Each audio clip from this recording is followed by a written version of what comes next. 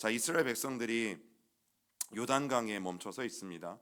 요단강 예수님이 세례받았던 세례터에 가면 여러분 저런 광경들을 요즘에는 이제 우리가 볼 수 있게 되어지는데, 이스라엘 백성들은 바로 저곳에서 1400년 전에, 즉 예수님께서 세례 요한으로부터 세례를 받으시기 1400여 년 전에 바로 저곳에서 이스라엘 군대들은 여호수아와 함께 건너서 드디어 가나안 땅에 이제 입성을 하게 되어지는데, 여러분 이 요단강을 지나면서 우리가 기억해야 할 중요한 사건들이 있고 인물들이 있어요. 왜냐하면 이제 바로 저 장소에서 신약의 중요한 사건이 일어나거든요. 그 사건이 뭐라고 말씀드렸어요?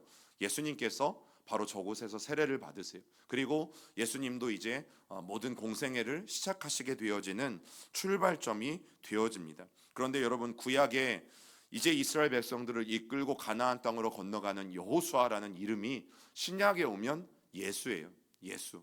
여호수아와 예수는 같은 이름이에요. 그리고 호세아라는 이름도 이 세 이름의 뜻이 동일한데 바로 구원이라는 뜻을 가지고 있어요. 그래서 성경은 굉장히 흥미로운 책이라고밖에 말할 수 없는 것. 또 저 요단강하고 연관이 있는 선지자 중에 하나가 엘리사거든요. 여러분 엘리사의 이름의 뜻도 무엇인가 하면 여호와는 구원하신다. 여호와는 구원이시다. 여러분 이게 엘리사의 뜻이에요. 그리고 제사장 여호수아의 이름도 때때로 예수아라는 이름으로 다르게 불리기도 하게 되어지는데, 여러분 그만큼 똑같은 이름의 뜻을 가진 인물들이 똑같이 어디에서 사역을 해요? 요단강이라는 곳에서 사역을 해요. 그러면 이 요단강이라는 주는 의미는 구원이라는 놀라운 의미가 담겨져 있고, 또 구원에 앞서서 성결, 또 거룩, 회개, 여러분 이 의미와 연결되어져 있는 곳이 바로 요단강이라는 곳입니다. 여러분 이제 이 제사장들이 저 요단강에서 저렇게 생긴 언약궤를 메고 이제 건너가게 돼요. 그런데 저 언약궤가 상징하는 게 뭐예요? 하나님의 말씀. 여러분 언약궤가 상징하는 게 바로 하나님의 말씀인데, 성경에 보면 예수님이 이 땅에 오실 때 말씀이 육신이 되어 이 땅에 오신 분이 예수님이다 라고 분명히 우리에게 말해주죠. 자, 성경 같이 읽어보겠습니다. 시작. 태초에 말씀이 계시니라. 이 말씀이 하나님과 함께 계셨으니 이 말씀은 곧 하나님이시니라. 여러분 태초부터 계셨고 말씀이 육신이 되어, 말씀이 하나님이 되어 이 땅 가운데 오신 분을 성경은 뭐라고 말해요? 예수님이라고 말해요. 여러분 언약궤가 하나님의 말씀을 상징한다면 이제 신약에 오신 예수님은 그 하나님의 말씀의 실체신 거예요. 여러분 예수님 그분이 말씀이신 거예요. 그러면 오늘 이 예수님을 통해서 우리가 뭘 알 수 있냐면, 과거의 언약궤를 맨 제사장들이 요단강을 건널 때는요 강물이 멈춰섰어요. 그런데 그 요단강에서 1400년이 지난 후에 예수님께서 세례를 받으실 때는 요단강이 멈춰서진 않았어요. 대신 성경에 보면 어떤 일이 벌어져요? 어떤 일이 벌어져요? 안 살아봐서 모르죠. 우리는 안 살아봐서 몰라요. 그런데 성경을 보면 하늘이 열리죠. 여러분 요단강 물은 예수님이 세례 받을 때 멈추어 서진 않지만, 예수님이 세례를 받으시고 이제 공생애를 시작하시는 그 시점에서 하나님은 하늘을 여셨어요. 여러분 하늘이 말하는 게 뭐예요? 천국. 여러분 예수 그리스도께서 이 땅에 왜 오셨는지, 실체, 말씀의 실체가 되신 예수님이 여러분 그곳에서 가짜 가나안이 아니라 즉 천국을 여시는 놀라운 사역을 시작하게 되어지는 것을 성경은 우리에게 이제 말해주는 거예요. 그래서 예수님은 구약의 모든 계시, 또 구약에서 예언하는 모든 것들에 대한 성취가 바로 예수님이세요. 예수님은 말씀 상징이 아니시고 말씀 자체이시고 말씀의 실체이시고, 구약에서 선지자들이 끊임없이 이스라엘 백성들을 구원하기 위해서 오실 메시아에 대해서 이야기하는 바로 그 당사자가 신약에 오신 예수 그리스도세요. 그래서 우리가 예수님을 얼마나 잘 알고, 예수님을 얼마나 잘 배우고, 예수님을 얼마나 잘 이해하고, 가장 중요한 것, 예수님을 우리가 어떻게 믿고 받아들이느냐가 우리의 신앙생활에 굉장히 중요한 영향력을 미칠 수밖에 없는 것입니다. 그런데 여러분 오늘 이 신약에서 벌어지는 예수님이 세례 받으시는 사건은 자신이 어떤 분이신지를 가장 첫 번째로 보여주신 사건이에요. 여러분 여기에 특별히 삼위일체 하나님이 등장하거든요. 오늘 이 말씀이 예수님이 세례를 받으실 때 장면이에요. 우리가 읽어봅니다. 예수께서 세례를 받으시고 곧 물에서 올라오실새 하늘이 열리고 하나님의 성령이 비둘기같이 내려 자기 위에 임하심을 보시더니 하늘로부터 소리가 있어 말씀하시되 이는 내 사랑하는 아들이요 내 기뻐하는 자라 하시니라. 여러분, 오늘 이 말씀에 보니까 성부, 성자, 성령님이 모두가 등장하시죠. 예수님이 세례를 받으신 이 요단강에 성부, 성자 하나님이 함께 등장하시는 장면이에요. 이는 내 사랑하는 자요 내 기뻐하시는 자라. 이 말씀을 누가 하세요? 성부 하나님이 하늘로부터 하시죠. 그 하나님 아버지의 음성이 들려요. 그리고 성령님께서 비둘기와 같은 모양으로 내려서 그 위에 임하시는 것을 봐요. 저는 이제 현수막 같은데 사실은 비둘기 있는 거 별로 사실 안 좋아하거든요. 왜냐하면 이게 성령님의 임재를 표현할 수 있는 방법이 없잖아요. 그래서 비둘기 같은 이런 모양인 것처럼 표현을 하고, 또 사도행전에 보면 불같이 임한 모습, 바람과 같이 임한 모습, 이렇게 표현을 하거든요. 그런데 그렇게 표현을 해야지 우리가 알 수 있잖아요. 한 번도 보지 못한 이 아프리카 사람들은 이 살아생전에 눈을 한 번도 보지 못했잖아요. 그러면 눈같이 내린 성령하면 그 사람들이 이해를 하겠어요? 없는 거죠. 여러분, 우리 인간이 이해할 수 있는 표현을 쓰다 보니까 이 비둘기가 등장을 하는데, 여러분 도심을 다니면서 제일 귀찮은 게 누구예요? 요즘 얘네들이잖아요, 사실은. 그러면 굉장히 성령님이 되게 오해받기가 쉬우세요. 그리고 마치 까마귀가 같이 내려오셨다, 아니면 참새떼 같이 내려오셨다. 즉 우리가 어떤 이해할 수 있기 쉽게 설명했을 뿐이지, 비둘기 같이 내려온다고 해서 성령님이 비둘기는 아니시거든요. 그래서 저는 이제 교회 현수막을 주문할 때 미리 예시된 시안에 이렇게 비둘기들이 그려 있으면 사실 그 비둘기는 다 빼달라고 말해요. 비둘기는 다 알아서 잡수든지 제발 비둘기만큼은 이 그림에서 빼주세요. 왜냐하면 우리가 오해할 수 있어요. 성령님은 누가 아니세요? 비둘기가 아니세요. 비둘기도 성령님이 될 수 없어요. 그리고 그곳에 세례를 받으시는 이제 하나님의 모든 사역을, 즉 구원의 사역을 감당하실 실체가 되시는, 그 모든 하나님의 계획을 실천하실 예수님이 그곳에 계셨던 것을 알 수 있어요.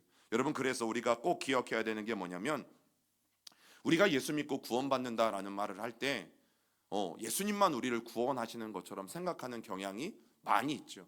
그런데 오늘 보세요. 성부 하나님, 또 성자 예수님, 그리고 성령 하나님, 이 세 분이 종합하고 또 이 세 분이 합력해서 우리에게 베풀어 주시는 게 뭐예요? 구원이에요. 구원.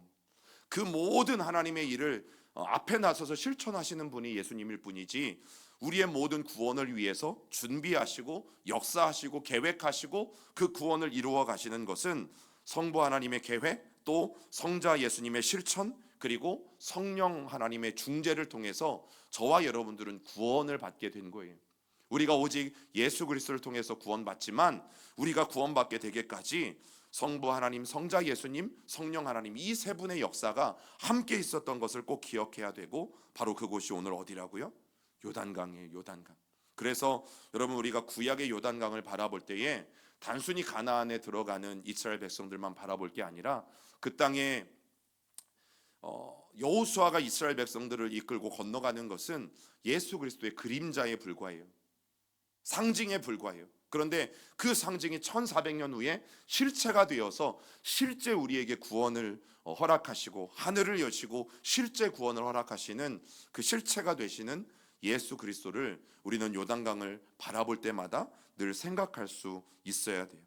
여러분, 그리고 이스라엘 백성들이 드디어 요단강을 건너요. 그리고 그 요단강을 건너게 되어지는데, 하나님이 요단강을 건너고 길갈이라는 곳에서 이스라엘 백성들에게 다시 한번 할례를 명하세요. 이제 그 말씀이 4장과 5장에 나오는데, 여러분 요단강을 건너가면 길갈이라고 그래서 우리나라처럼 유적지를 세워놓고 이런 게 아니라 이 고고학자들이 발굴한 돌들이에요. 생각해 보세요. 각 지파에 한 명씩을 뽑아서 너희가 건너왔던 요단강에 다시 들어가서 돌을 들어서 나오라고 그랬어요. 그러면 정말 힘이 세지 않는 이상 어마어마한 돌들은 들고 나올 수가 없어요. 즉 요즘 우리가 생각하는 비석 같은 그런 큰 돌들, 그잖아요. 여러분, 제가 아무리 힘이 세 보여도 힘이 약해요. 그래서 저 중에 제일 작은 돌, 아니면 조금 더 큰 돌, 여러분 돌 한 번이라도 옮겨보신 분들은 제가 생긴 것보다 굉장히 무겁다라는 것을 아실 수밖에 없어요. 그러면 사람들은 자기가 들만한 적당한 무게의 돌들을 들고 나오는 거죠. 그러면 어마어마한 그런 큰 돌이 아니라는 것을 우리는 너무나 쉽게 알 수 있어요. 그리고 그게 기계를 가지고 들고 나온 것도 아니고 포크레인으로 퍼서 들고 나온 것도 아니고 트럭에 싣고 나온 것도 아니고 사람들이 들고 나와야 됐기 때문에 이게 고고학자들이 발굴된 길갈의 12돌들이라고 알려져 있어요. 여러분 이스라엘이 가나안에 들어가서 처음 행한 일이 이거였어요. 하나님이 다시 너희가 건너온 요단강으로 들어가서 아직 물이 하나님이 멈춰 세우셔서 아직은 흘러내려오진 않지만 이제 이스라엘 백성들이 다 건너가야 된 상황이기 때문에 그곳에 들어갔다가 언제 다시 물이 흘러내려올지 몰라요. 여러분 그런 상황에서 또 들어가라고 하시는 거예요. 믿음이 없으면 그 하나님의 말씀에 순종할 수 없는 거죠. 그런데 아직 언약궤를 맨 제사장들이 그 요단강의 한가운데서 버티고 있어요. 그걸 보고 들어갑니다. 아직 언약궤를 맨 제사장들이 다 건너간 것이 아니라 끝에 있는 이스라엘 백성들 마지막에 오는 행렬까지 다 건너가기까지 여러분 리더된 제사장들이 하나님의 언약궤를 메고 그 요단강에서 버티고 있어요. 그들이 요단강을 건너기 전에 봤던 요단강은 어떤 물이었어요? 철철 넘쳐 흐르는 물이었죠. 평소의 물이 아니라 우기가 되고 또 초실절이 가까울 즈음에 헬몬산의 물들이 흘러내려서 정말 철철 넘쳐 흐르는 물들을 그들은 건너기 전에 봤어요. 그리고 그 상황을 봤던 강의 한 중앙에 지금 서 있는 거예요.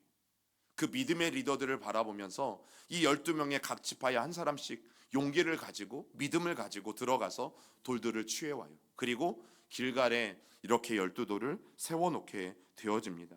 여러분 이때 세워놓은 돌들이 바로 가나안 입성을 기념하는 것이고 더 중요한 건 뭐예요? 저 돌들에 어떤 이름도 새겨놓지 않았어요. 누가 들고 나왔다.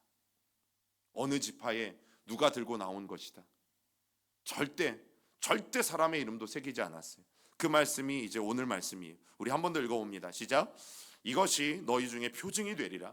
후일에 너희의 자손들이 물어 이르되 이 돌들은 무슨 뜻이냐 하거든 그들에게 이르기를 요단물이 여호와의 언약궤 앞에서 끊어졌나니 곧 언약궤가 요단을 건널 때에 요단물이 끊어졌으므로 이 돌들이 이스라엘 자손에게 영원히 기념이 되리라 하라 하니라. 나중에 여러분 저 돌들을 보면 이게 그냥 누가 장난쳐 놓은 것 같기도 하고 누가 갖다 늘어 놓은 것 같기도 하고 그리고 돌들에게 어떤 글씨도 안 적혀 있으니까 좀 장난하는 것처럼 헛되이 여길 수 있잖아요. 그래서 혹시나 나중에 누가 너희의 후손들이 저 돌들의 뜻이 무슨 뜻이냐고 물어보는 일들이 있으면 7절을 요약하면 그래요. 이 모든 것을 하나님이 하셔서 우리가 요단강을 건너가게 됐다는 것에 대해서 분명하게 이야기해 줘라. 이 모든 것을 하나님이 하셨다는 사실을 기억하고 기념하기 위해서 여러분 저 돌들을 세워놓은 거예요. 여러분 특별히 6절에 보면 너희 중에 표징이 되게 하리라 라고 말하잖아요. 여러분 표징의 뜻은 이거예요. 기억. 와 표징하니까 우리는 또 막 기적이나 어떤 막 기사나 놀라운 일들이라고 생각할 수 있는데 여러분 표징은 기억이에요. 기억. 두 번째 노란 글씨는 뭐라고 되었어요? 기억은 역사를 만든다. 기억은 역사를 만든다. 여러분 하나님은 이스라엘 백성들이 구원의 감격을 잊지 않고 하나님이 어떠한 분이신지를 기억하길 원하셨어요. 이게 이스라엘 백성들에게 바라신 하나님의 은혜예요. 그래서 하나님이 유월절이든 하나님의 절기들을 지키라고 말씀하신 이유는 기억하라는 거예요. 누구를 기억해야 돼요? 하나님을 기억해야 돼요. 하나님을. 여러분 사사기에서 하나님이 기드온에게 다시금 구해달라고 부르짖는 이스라엘 백성들에게 누구의 이야기를 꺼냈다고요? 선지자를 보내셔서 꺼내신 이야기가 출애굽 역사예요. 하나님 우리 정말 미디안 때문에 너무 힘들어요. 7년 동안이나 약탈을 당해서 더 이상 먹을 것도 없고 궁핍합니다. 하나님 구원해 주세요. 도와주세요. 살려주세요. 그랬더니 하나님 말씀이 뭐라고요? 그래 내가 구해줄게. 내가 미디안 사람들 싹 몰아내줄게가 아니라 하나님은 느긋하신가 봐요. 그래서 다시 출애굽 역사를 또 끄집어내세요. 왜요? 기억하지 못하니까. 여러분 이스라엘 백성들이 기억하지 못하니까요. 이때 요단강을 어떻게 건넜는지도 사사기에 살아가는 사람들은 기억하지 못하고 있어요. 그들이 출애굽에 어떻게 출애굽을 했는지도 그들은 살아가면서 또 까먹고 기억하고 있어요. 정말 머리가 나쁜가 봐요. 자꾸만 기억하지 못해. 자꾸만 까먹어요. 여러분, 하나님이 어떤 분이신지를 기억하길 원하세요. 그리고 나서 이제 하나님께서 가나안 땅에 정착을 시작하려는 이스라엘 백성들에게 가장 처음 명령한 일이 5장에 나오는 할례입니다. 할례. 왜 그럴까요? 여러분, 광야에서 태어난 이스라엘 백성들, 광야에서 태어난 그 신생아들은요, 광야에서 살아가는 동안 할례를 행하지 않았어요. 그리고 나서 그들은 가나안 땅에 들어오게 되었어요. 어찌 보면 그들에게 할례를 받지 않았다라는 것은 매우 뭐라고 표현하면 좋을까? 좀 하나님의 백성으로 인정받지 못하는, 하나님의 백성으로 받아들여지지 아니하는 그런 상징성을 가지고 있었어요. 그런데 여러분, 이제 이 할례를 행하려면 그 표피, 남성 성기의 표피를 자를 수 있는 날카로운 칼 같은 게 있어야 되잖아요. 그러면 말씀드렸죠. 이스라엘 백성들은 가나안 땅 여호수아와 함께 가나안 땅에 들어가면서 이제 사사기를 보내게 되어지는데, 이스라엘 백성들은 문명이 발달했다, 발달하지 않았다? 발달하지 않았다. 여러분, 그곳에 사는 가나안 사람들이나 블레셋 사람들은 이미 그릇이나 생활 문명에서 청동기는 보편적으로 사용했고, 그리고 철기까지도 전쟁 무기와 농기구에 사용했지만, 이스라엘 백성들은 아직 청동기조차도 제대로 사용하지 못하는 민족이었다. 충분하죠. 왜냐하면 광야 40년을 떠돌았잖아요. 여러분, 광야 40년 동안 유목민으로 살면서 무슨 문명이 발달합니까? 어떻게 기술이 발달합니까? 그러면 제대로 된 칼이 있을까요? 없을까요? 없어요. 일명 할례산이라고도 부르는 이 할례돌이 있는 산이요, 이 바로 길갈 근처, 여리고 앞에 있어요. 그리고 그곳에 가면 신기하게 딱 그곳에만 이런 날카로운 돌들이 있어요. 여러분, 그런데 다시 한번 생각해 보세요. 이런 걸 가지고 여러분 몸에 수술을 한다고 생각해 보세요. 여러분, 머리를 째거나 가슴을 째거나 팔을 째거나 수술을 해야 될 경우가 있잖아요. 그러면 아무리 돌이 날카로워 봤자 얼마나 날카롭겠어요. 그런데 이런 돌들을 가지고 여러분, 그들이 광야에서 할례를 행하게 되어져 있어요. 너무너무 신기한 것은 이 돌들은 여리고의 동쪽에만 있습니다. 그들이 지금 머물고 있는 요단강 건너 길갈이라는 곳에만 이런 날카로운 돌들이 그나마 있어요. 여러분, 그래도 감사해야죠. 만약에 돌들이 뭉툭했다면 언제 할례를 해요? 여러분, 몽돌 해수욕장 가보셨어요? 그것처럼 돌들이 맨질맨질하면 어떻게 할례를 해요? 그래도 감사할 이유가 충분한 것 같아요. 여러분, 하나님이 왜 요단강을 건너기 전에도 이스라엘 백성들로 하여금 너희 자신을 성결하게 하라, 그리하면 기이한 일들을 행하겠다라고 말씀하셨는지, 여러분, 이스라엘 백성들을 위해서 하나님이 얼마나 철저하게 이 가나안 입성을 준비하셨는지 우리는 알 수 있어요. 수많은 루트 중에 여러분, 여기에만 이 할례돌이 있다니까요. 할례를 할 수 있는 부싯돌이 있다니까요. 하나님이 다른 경로를 이용하셨거나 이런 돌들이 없는 곳에 하나님이 그들에게 할례를 명하셨다면 이스라엘 백성들은 정말 난감했을 거예요. 그런데 할례도 하나님이 계획하시고 준비하셨다라는 것을 우리가 분명히 알 수 있어요. 여러분, 물을 통과한 이스라엘 백성들이 자기들이 구별된 하나님의 백성들을 재확인하는 의미에서 세례와 같은 그런 일들을 이제 준비된 장소에서 행하게 되어지는 거죠. 그리고 이 할례가 끝나면 하나님이 또 하나를 요구하세요. 그게 뭔지 아십니까? 유월절을 지키는 겁니다. 유월절. 여러분, 어떻게 보면 이스라엘 백성들의 역사는요, 유월절로 시작해서 유월절로 끝나요. 여러분, 이 유월절은 가장 먼저 어디에서 시작됐어요? 이스라엘 백성들이 출애굽을 얼마 앞둔 시점, 바로 그때 시작된 유월절. 그리고 그 유월절의 마지막을 누가 맺으시는 줄 아세요? 예수 그리스도. 여러분, 예수님이 유월절에 어린 양으로 잡히시잖아요. 이제 우리가 사순절을 보내고 4월 셋째 주가 이제 부활주일이 되어지는데, 여러분, 예수 그리스도가 바로 그 유월절 어린 양이 되어서 십자가에 달려 죽게 되어지죠. 유월절은 이스라엘 백성들의 역사의 시작이고, 또 예수 그리스도를 통해서 이스라엘 백성들의 역사가 완성되어지는 마지막이 되어져요. 그렇기 때문에 예수님이 이곳을 지나가실 때 여러분 세례 요한이 예수님을 향해서 뭐라고 한 줄 아십니까? 보라, 세상 죄를 지고 가는 하나님의 어린 양이로다. 여러분 세례 요한이 단순히 어떤 시적인 표현으로 말한 것이 아니라 예수님의 죽으심에 대해서 명확하게 이야기한 거죠. 유월절의 마침이 되시는 예수 그리스도에 대해서 세례 요한이 명확하게 이야기합니다. 또 여호수아가 여리고성에 이르게 될 때에 여호와의 군대 대장이 여호수아에게 명령하는 게 있어요. 뭘 명령합니까? 내 발에서 신을 벗어라. 왜냐하면 이곳은 거룩한 곳이기 때문이다. 여러분 이 요단강이라는 곳에서, 이 요단강이라는 근처에서 할례가 행하여지고 성결 예식이 행하여지고 하나님은 여호수아에게 거룩함을 요구하고 있어요. 여러분 신발을 벗는 행위는 성결케 하라는 거예요. 너희 자신을 성결하게 하고, 그 이유가 분명해요. 저와 여러분들의 이 신앙생활은요 거룩에 대한 싸움이에요. 우리가 예수 잘 믿어서 얼마나 성공하고 얼마나 출세하고 얼마나 잘 되냐의 싸움이 아니라 저와 여러분들이 오늘을 신앙생활을 하면서 어떻게 거룩하게 살아가는가, 그리고 어떻게 하나님 앞에 순종하며 살아가는가. 여러분 그게 이제 여리고 전쟁이잖아요.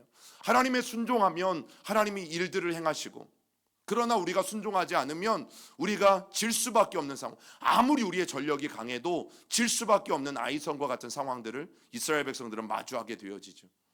여러분 신앙생활을 저는 다른 걸로 보지 않았으면 좋겠어요. 신앙생활은 거룩의 싸움이다. 그리고 내가 하나님 앞에 얼마나 순종하는지의 싸움이다. 여러분 그게 신앙생활을 잘할 수 있는 비결이에요. 그래서 오늘도 저와 여러분들이 거룩해야 되는 이유, 우리의 거룩이 깨지면 하나님이 우리와 함께 하실 수 없잖아요. 우리의 거룩이 깨지면 하나님이 우리를 돕고 싶어도 도울 수가 없어요. 그래서 아무리 기도하고 아무리 신앙생활을 열심히 한들 뭐합니까? 하나님이 나와 함께하지 않고 하나님이 나를 도우시지 않는데 어떤 놀라운 역사가 우리의 삶 가운데 일어날까요? 여러분 절대 일어날 수 없어요. 거룩이 깨지면 아무것도 아니에요.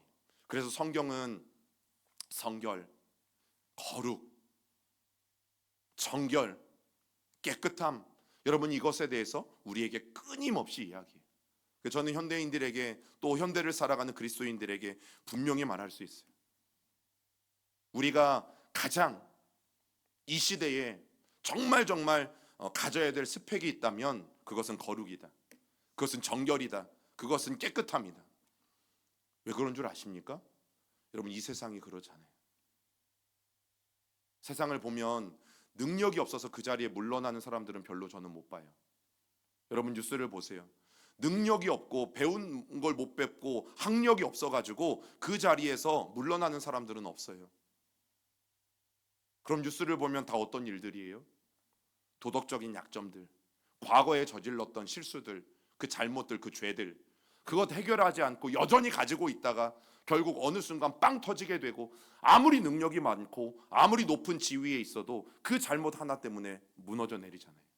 그래서 저는 우리의 자녀들이, 미래 세대들이 다른 모든 것들을 준비하기 이전에 반드시 하나님 앞에 거룩하고, 하나님 앞에 순종하고, 하나님 앞에 깨끗하고, 하나님 앞에 성결하고, 하나님 앞에 정직하고, 하나님 앞에 정결하고, 그러면 하나님은 반드시 그 사람 쓰십니다.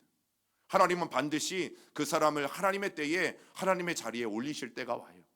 우리가 뭐 하지 않아도. 저는 종종 성경을 보면서 그런 생각을 참 많이 해요. 다윗이 언제 하나님 앞에 왕이 되게 해달라고 기도했는가? 그리고 다윗은 왕이 될 상이었는가? 응? 요셉은 총리가 되달라고 하나님 앞에 기도한 적이 있는가? 그런데 왜 하나님은 총리의 자리에 요셉을 세우셨는가? 모세는 자기가 언제 출애굽의 리더가 되겠다고 하나님 앞에 맨날 새벽마다 기도하며 하나님 앞에 나아갔는가? 그렇지 않음에도 불구하고 모세는 왜 하나님께서 지도자로 세우셨는가? 여러분 이유는 하나잖아요. 그들이 하나님 앞에 얼마나 성결했는지 성경이 우리에게 보여주잖아요. 저는 우리가 성경을 읽으면서 다윗이 골리앗을 때려 잡은 이야기도 은혜 받으면 좋겠지만, 그 이전에 다윗이 하나님 앞에 얼마나 성결했는지를 우리가 더 집중해서 보면 좋겠습니다. 하나님의 사람들이 하나님이 쓰실 만한 그 자격들 중에 성결과 거룩이라는 부분이 얼마나 큰 부분을 차지하고 있는지를 우리가 볼 수 있다면 이 시대를 살아가는 우리도 정말 정말 소중히 여겨야 될 것이 바로 거룩이라는 사실이에요. 그러면서 성경이 우리에게 분명히 말하죠. 전쟁은 누구에게 속했습니까? 하나님께 속했어요. 저는 지금도 마찬가지라고 생각해요. 아무리 문명이 발달하고 아무리 과학기술이 발달하고 아무리 핵을 보유한 나라들이 있고, 그래서 핵을 보유하지 못한 나라들은, 우리나라 같은 나라들은 힘도 없어 보이고, 그러나 저는 여전히 믿어요. 전쟁은 지금도 하나님께 속한 것을. 왜냐하면 이제 이스라엘 백성들은 여리고성 앞에 섰잖아요. 그런데 이 가나안 땅 사람들도 2만 명이나 되는 이스라엘 백성들이 요단강을 건너서 오는 거를 알아요, 몰라요? 압니다. 예, 압니다. 다 알고 있어요. 지금 2만 명이나 되는 자기들 입장에서는 침략자들이 가나안 땅에 밀고 들어오는 것을 자기들도 다 알아요. 그러면 그들에게는 지금 평시예요, 아니면 전시예요? 전쟁 상황이잖아요. 자, 그 상황에서 오늘 하나님이 뭘 명하시는 거예요? 할례를 명하시는 거예요. 이스라엘의 모든 남자들의 할례를 명하시는 거예요. 이게 얼마나 위험천만한 일인가. 창세기 34장에 가면 야곱의 딸이 세겜 땅에 잠깐 머무는 동안에 세겜 땅을 구경하러 갔다가 이 세겜 사람에게 강간을 당하는 일이 일어나죠. 그리고 이것을 본 야곱의 이 오빠들, 남자들이, 야곱의 아들들이 너무너무 화가 나서 어떻게 해요? 그들에게 할례를 하면 자기 여동생을 주겠다 속인 다음에, 할례를 한 그 세겜 사람들이 할례를 해서 고통스러워하고 있는 중에 몽땅 쳐들어가서 이 세겜족 사람들을 다 죽입니다. 여러분, 이게 할례예요. 전쟁 중에 할례를 한다? 여러분, 이거는 그냥 손 놓고 지는 겁니다. 자, 그런데 여리고성의 사람들이 뻔히 보는 앞에서 하나님이 뭘 하라고 하시는 거예요? 할례를 행하라고 하시는 거예요. 여러분, 가끔 하나님의 명령이 이렇게 이해가 가지 않을 때가 참 많아요. 우리가 납득이 되지 않을 때가 정말 정말 많아요. 그런데 하나님이 말씀하시면 할 수 있는 순종이 우리에게 이럴 때 필요한 거예요. 여러분, 할례는 단순한 행위나 의식이 아니기 때문에 그래요. 그거 한다고 해서 하나님의 백성이 되어지지 않는다? 여러분, 그렇진 않아요. 그러면 더 중요한 할례의 의미가 있어요. 할례는 단순한 의식이 아니라 성결, 죄 씻음과 연관이 있기 때문이에요. 하나님은 여리고성을 앞두고, 여리고성과의 전쟁을 앞두고 있는 이스라엘 백성들에게도 다른 건 말씀하지 않으셨어요. 할례, 즉 너희는 하나님 앞에서 성결하고 너희는 하나님 앞에서 깨끗하게 서 있어라. 그러면 여리고성은 어떻게 됩니까? 무너지는 거죠. 그러면 여리고성은 무너져요. 여러분, 무할례의 수치를 아는 채 가나안 땅에 들어왔으니 하나님은 먼저 성결하라고 하셨어요. 그래서 어떤 위험이 있어도 그 위험은 뭡니까? 여러분, 이스라엘 백성들도 걱정이 되겠어요, 안 되겠어요? 뻔히 자기들이 침략했다라는 것을 사람들이 알 텐데, 그러면 공격받을 수 있다라는 사실을 누구보다도 또 잘 아는 사람들이 바로 이스라엘 백성들이죠. 그런데 하나님 뭐라고 말씀하세요? 어떤 위험이 있어도 그 위험을 쳐다보지 말고 너희는 하나님 앞에서 성결하기만 해라. 그러면 하나님이 이루어 가실 것이다. 여러분, 우리가 잘 아는 건 뭐예요? 계산기 두드리는 것. 보통 어떠한 일이 생기면 계산기부터 두드리는 것. 그래서 나도 모르게 인간적인 방법부터 찾아다니는 것. 여러분, 하나님은 그런 우리에게 이렇게 말씀하세요. 같이 읽어볼까요? 내가 전쟁 앞에 있느냐? 나에게 초점을 맞춰라. 왜냐하면 전쟁은 하나님께 속한 것이기 때문이다. 여러분, 이것이 하나님이 오늘 우리에게 하시는 말씀이에요. 이 전쟁을 다른 말로 바꾸면 뭐예요?